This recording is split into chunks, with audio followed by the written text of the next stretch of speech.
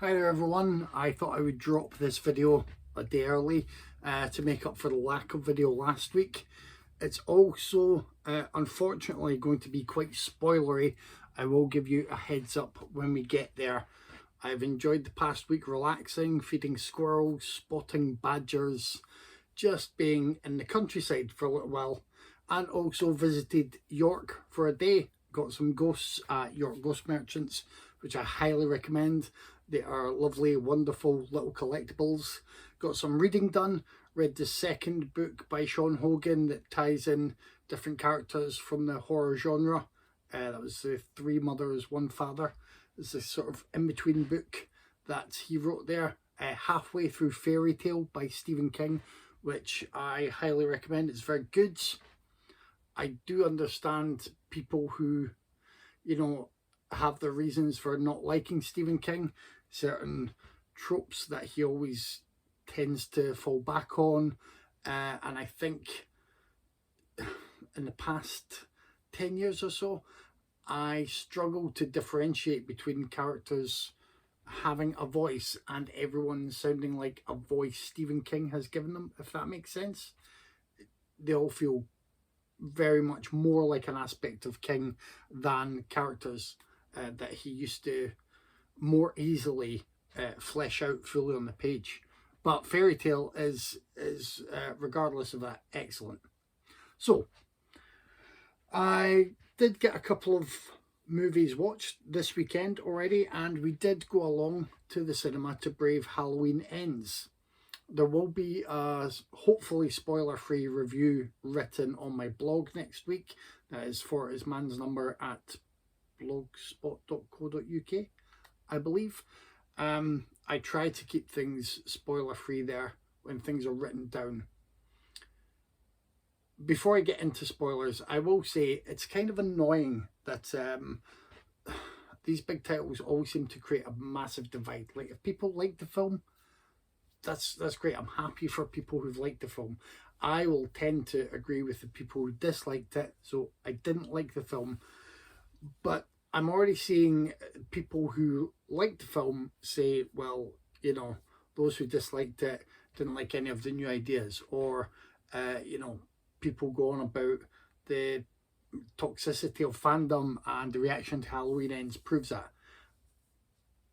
I don't think it does. I think for reasons that I'll go into shortly, I think, there will be a section of any fan base that doesn't want to accept anything new and will just not respond.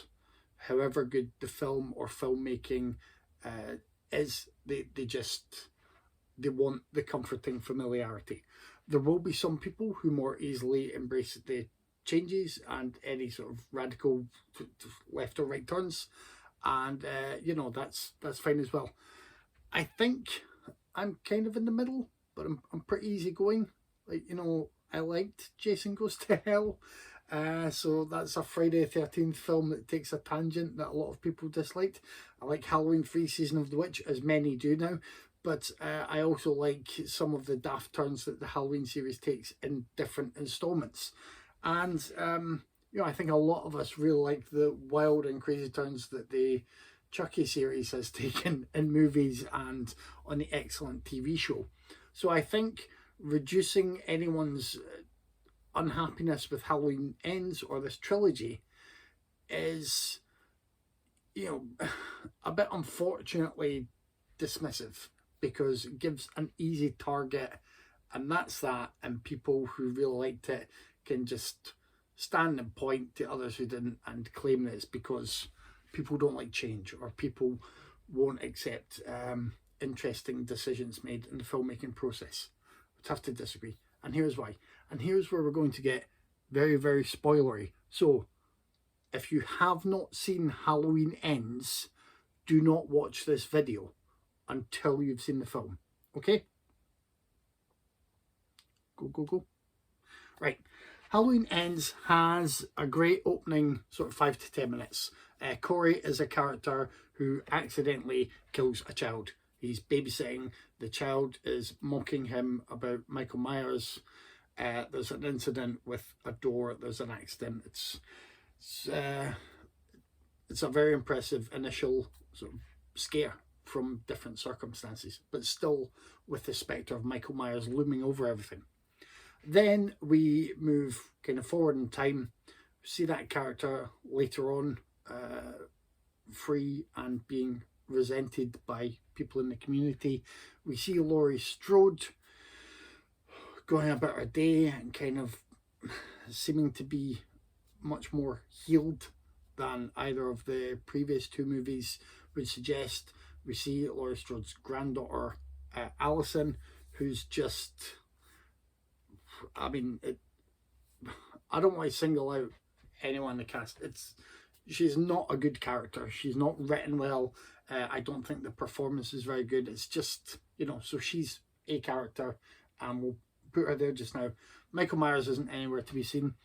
The community as a whole seem to have all moved on and no longer seem intent on just planning when evil dies at night and commemorating mass murder. It's very, everything that you've seen beforehand is casually dropped. Okay, so that's problem one. Like everything just dropped. Even the difference between Laurie Strode then and Laurie Strode now just seems miles apart. So problem one.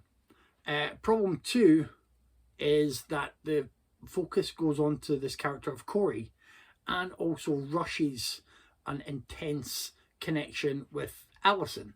So the two are there and they decide that, they don't like their surroundings and the whole place should go to hell, really. And that's problem two. Problem two, because it's rushed, because it doesn't really have anything really interesting to say. Certainly nothing that hasn't been hinted at in other flawed Halloween movies. So, problem two. Problem three, and this is a kind of fan problem, I guess, is the lack of presence of Michael Myers, the boogeyman. And I don't mean on-screen presence, though. I do mean the shadow he could cast over everything. That opening doesn't have Michael Myers in it. Great opening title sequence as well, by the way.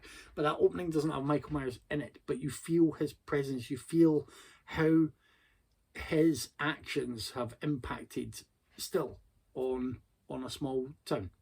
So if they had found a way to continue that, they could have turned this film into something really great.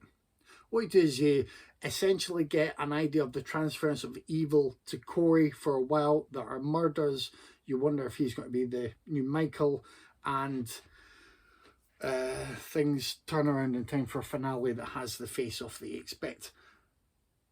What really would have been interesting, and Halloween Ends would have been showing Corey's development on his own terms, separate from Michael.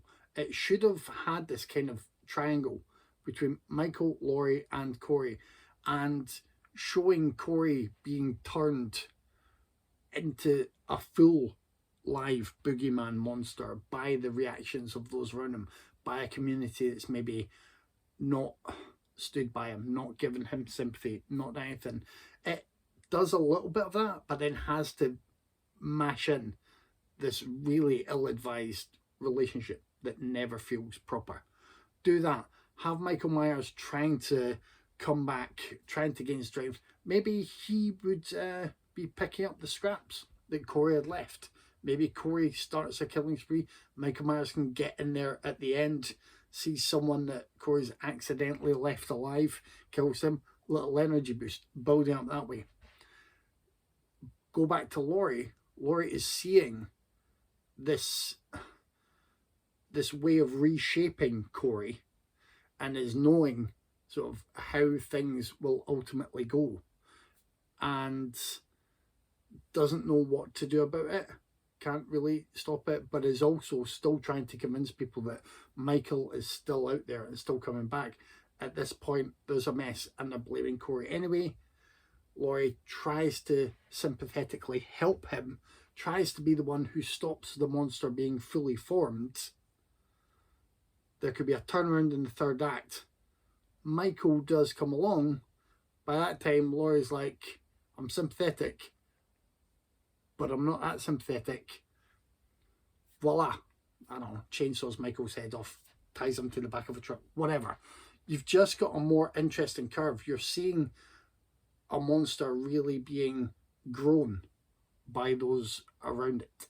And you're watching Michael himself try to come back.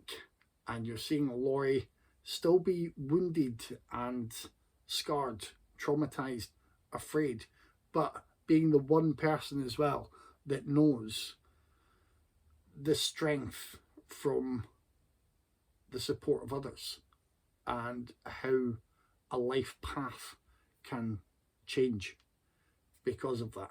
I just think the decisions made in Halloween Ends are, people say they're interesting and choices were made. They weren't. They were picked up and then dropped, thrown about, just like someone was at a table for a meeting for the plot and threw scraps of papers on the table. I said, let's go with this, and this. Oh, at the end, the fans will need us to have Laurie and Michael again. We better do that.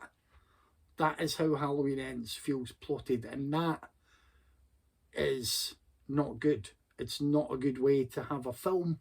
It's not a good way to complete a trilogy. It's not a good way to even reward those who liked Halloween Kills and could put up with every second line being evil dies tonight.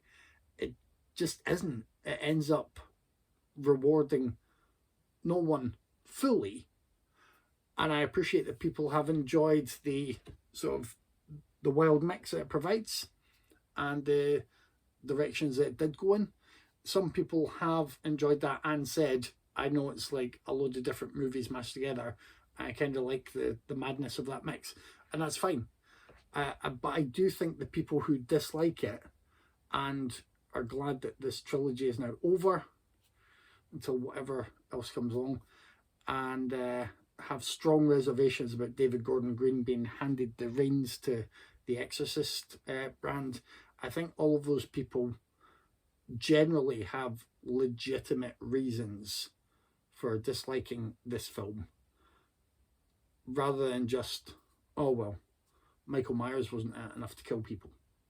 That's not necessarily what most people are saying, although I do hear some people having said that. But there were ways to fix Halloween Ends. It wouldn't have necessarily still tied it in a way that would feel as if this was a cohesive trilogy, but there were definitely ways to fix it, to tweak it, that would have taken their ideas that they put in there and really done better by them. And that's what deserved.